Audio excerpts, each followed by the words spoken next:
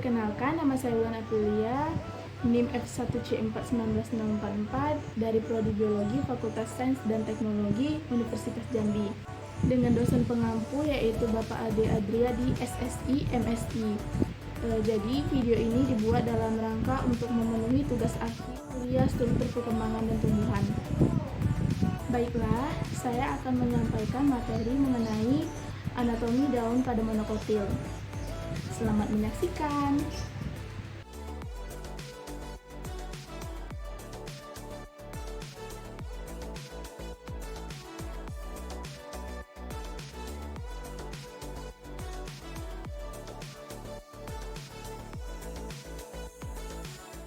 Jadi, daun itu merupakan bagian dari tumbuh-tumbuhan yang mempunyai fungsi dan peran penting untuk kelangsungan hidup tumbuh-tumbuhan itu sendiri. Daun juga memiliki ciri khas, yaitu pada umumnya daun itu berwarna hijau dan bentuk dari daun sebagian besar itu melebar dan memiliki zat klorofil yang berguna untuk membantu proses fotosintesis. Daun juga mempunyai bagian-bagian yang berperan penting untuk membantu proses pertumbuhan pada tumbuhan tersebut. Selanjutnya, bagian-bagian daun itu terbagi menjadi 3, yaitu yang pertama ada pelepah daun atau vagina. Pelepah daun adalah bagian pangkal daun yang melebar. Pelepah daun disebut juga upi daun dan biasanya membungkus bagian batang. Pelepah daun umumnya dijumpai pada tumbuhan monokotil. Yang kedua yaitu ada tangkai daun atau petiolus. Tangkai daun merupakan bagian daun yang mendukung helai daun. Pada daun lengkap, tangkai daun menghubungkan pelepah daun dengan helai daun. Sedangkan pada daun bertangkai, tangkai daun menempel langsung pada bagian buku-buku batang. Selanjutnya yang ketiga itu ada helai daun atau lamina.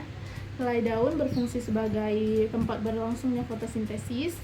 Pada paku-pakuan, helai daun dapat berfungsi sebagai pembawa spora.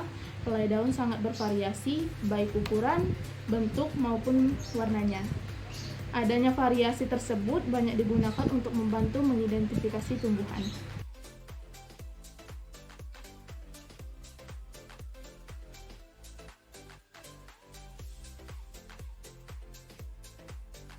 Baik, yang selanjutnya yaitu struktur utama jaringan penyusun daun terbagi menjadi 4, yaitu yang pertama jaringan epidermis. Jadi jaringan epidermis berupa satu lapis sel yang dindingnya mengalami penebalan dari zat rutin atau kutikula atau kadang dari lignin. Pada epidermis terdapat stomata atau mulut daun yang diapit oleh 2 sel penutup. Stomata ada yang terletak di permukaan atas saja, misalnya pada tumbuhan yang daunnya terapung, contohnya yaitu pada daun teratai, dan ada yang di permukaan bawahnya saja. Dan juga ada pula yang terdapat di kedua permukaan daun yaitu atas dan bawah. Epidermis daun dari tumbuhan yang berbeda beragam dalam hal jumlah lapisan, bentuk, struktur, susunan stomata, penampilan dan susunan trikoma, serta adanya sel khusus. Struktur dalamnya biasanya berbentuk pipih. Daun memiliki 2 jenis jaringan epidermis, yaitu yang pertama permukaan atas daun disebut permukaan adaksial dan permukaan bawah disebut dengan permukaan abaksial. Yang kedua ada jaringan mesofil. Jaringan mesofil merupakan lapisan jaringan dasar yang terletak antara epidermis atas dan epidermis bawah dan di antara berkas pengangkut. Mesofil dapat tersusun atas parenkim yang relatif homogen. Parenkim mesofil merupakan daerah fotosintesis utama karena mengandung kloroplas. Yang ketiga yaitu jaringan parenkim. Jaringan parenkim monokotil biasanya berupa jaringan bunga karang atau jaringan spons. Selain itu tersusun atas epidermis dengan variasi sel epidermis berbentuk sel kipas. Epidermis pada monokotil dimodifikasi menjadi trikoma, biasanya tidak terdapat lapisan lilin pada permukaan. Stomata memiliki tipe kriptofor, adapun ikatan pembuluh pada daun monokotil tidak tersusun rata atau tersebar. Selanjutnya, yang terakhir atau yang keempat yaitu ada jaringan pengangkut. Jaringan pengangkut atau disebut juga dengan vaskuler adalah jaringan pada tumbuhan yang bertugas melaksanakan transport atau pengangkut zat. Jaringan ini terdiri atas jaringan silem atau pembuluh kayu dan jaringan floem atau pembuluh kulit kayu. Kedua ini disebut sebagai berkas pengangkut atau berkas vaskuler.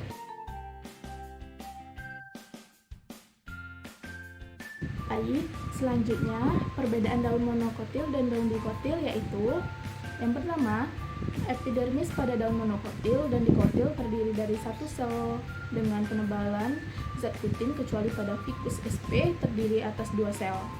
Yang kedua yaitu jaringan mesofil pada daun monokotil tidak mengalami diferensiasi dan bentuknya seragam, sedangkan daun dikotil mesofilnya mengalami diferensiasi menjadi palisade atau jaringan tiang dan spons yaitu jaringan bunga karang.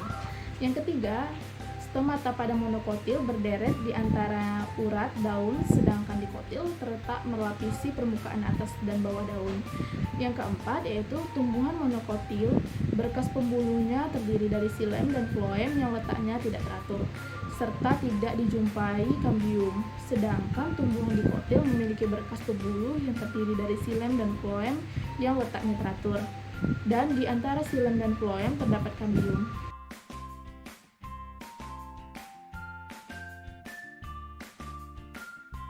Adapun ciri-ciri daun monokotil ini yaitu yang pertama yaitu memiliki biji berkeping satu, yang kedua berakar serabut, yang ketiga memiliki batang yang berruas-ruas, yang keempat batang tidak berkambium, yang kelima berkelopak bunga keripatan 3, yang keenam batang tidak bercabang, yang ketujuh tulang daun yang melengkung, sejajar dan membentuk pita.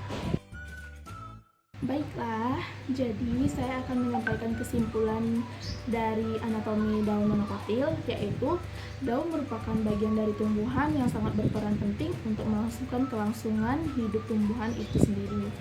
Pada umumnya, daun berwarna hijau, bentuk dari daun sebagian besar adalah melebar, memiliki zat klorofil yang berguna untuk membantu proses fotosintesis.